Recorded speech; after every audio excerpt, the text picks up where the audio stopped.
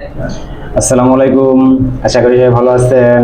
আমরা লাস্ট ক্লাসে যে ভার্বের ব্যবহার শিখাইছিলাম তার মধ্যে শুধু একটা জিনিস শিখাইতে পারছিলাম আপনাদেরকে, সেটা হচ্ছে ফিনিট ভার্বের যে দুই প্রকার। ফিনিট ভার্ব দুই প্রকার, একটা হচ্ছে প্রিন্সিপাল আর একটা হচ্ছে অক্সিলারি। প্রিন্সিপাল মানে হচ্ছে হেল্পলেস, অক্সিলারি ভার্ব মানে হেল্পিং ভার্ব। অক্সিলারি ভার্ব হচ্ছে যে কারো সাহায্য নিয়ে চলে, আচ্ছা সাহায্য ছাড়াও বসতে পারে, সেক্ষেত্রে অক্সিলারি ভার্বই হবে প্রিন্সিপাল ভার্ব। সেই প্রিন্সিপাল ভার্বগুলো আমরা লাস্ট ক্লাসে খুব ভালো মতো শিখছিলাম, বুঝাইছিলাম। আজকে আমরা শিখবো অক্সিলারি ভার্বের ব্যবহার। ইনশাআল্লাহ আশা করি যে অক্সিলারি ভার্বগুলো এরপর থেকে আর কোনো ধরনের ভুল বা কোনো ধরনের প্রবলেম আমরা করবো না। দেখেন যে অক্সিলারি ভার্ব হচ্ছে তিন প্রকার। একটা হচ্ছে প্রাইমারি অক্সিলারি, একটা হচ্ছে মডাল অক্সিলারি, একটা হচ্ছে পেরিফ্রাস্টিক অক্সিলারি। আচ্ছা, এখন বিষয়টা হচ্ছে যে প্রাইমারি অক্সিলারি আবার তিন ধরনের। প্রাইমারি অক্সিলারি তিন ধরনের। একটা হচ্ছে যে be verb, do verb, have verb, সবগুলাই অক্সিলারি ভার্ব। তার মধ্যে একটা ক্লাসিফিকেশন বা ভাগ করা আছে। বি ভার্ব কোনগুলা? বি ভার্ব হচ্ছে am, is, are, was, were, be, been, beam.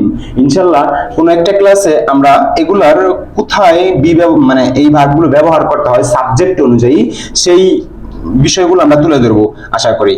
Do verb, do verb হচ্ছে আবার তিনটা। Do, does, did. এটা ব্যবহার এখানে বলা যায় যে ভার্বের প্রেজেন্ট ফর্ম হলে আমরা ডু ব্যবহার করব, সাবজেক্ট যদি থার্ড পারসন সিঙ্গুলার নাম্বার হয় তাহলে আমরা ডাজ ব্যবহার করব, আর ডিড ব্যবহার করব যদি সেন্টেন্সটা পাস্ট টেন্সের হয়, অতীতের হয়। আর হ্যাভ ভার্ব, হ্যাভ ভার্ব হচ্ছে তিনটা। Have, has, had. হ্যাজ বসবে থার্ড পারসনের সাথে, আর হ্যাড বসবে পাস্ট ফর্ম হইলে, আর হ্যাভ ভার্ব বসবে আই, উই, ইউ, দে এগুলোর ক্ষেত্রে। আচ্ছা, একটু খেয়াল করি যে মডাল অক্সিলারি কয়টা? মডাল অক্সিলারি হচ্ছে 13টা। আর একটা বিষয় বুঝতে হবে, যখন আমরা মডাল অক্সিলারি ব্যবহার করব, মডাল অক্সিলারির পরে যে মেইন ভার্ব থাকবে, মডাল অক্সিলারির পরে যখন মেইন ভার্ব থাকবে, সেই মেইন ভার্বের বেস ফর্ম হবে। কোন ফর্ম হবে?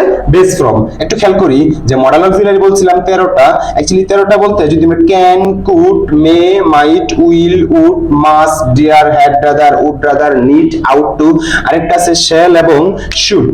শ্যাল এবং শুড বিষয় যে এই মডাল অক্সিলারি গুলো যখন আমরা ব্যবহার করব, সেই ক্ষেত্রে ভার্বের বেস ফর্ম ব্যবহার করতে হবে। কি ব্যবহার করতে হবে?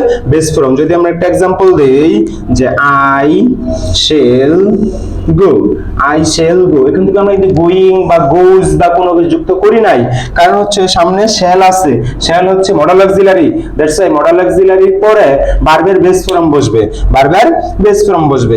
আচ্ছা, একটু খেয়াল করি যে এক্ষেত্রে যে পেরিফ্রাস্টিক ভার্ব যেগুলো হচ্ছে 6টা। কয়টা?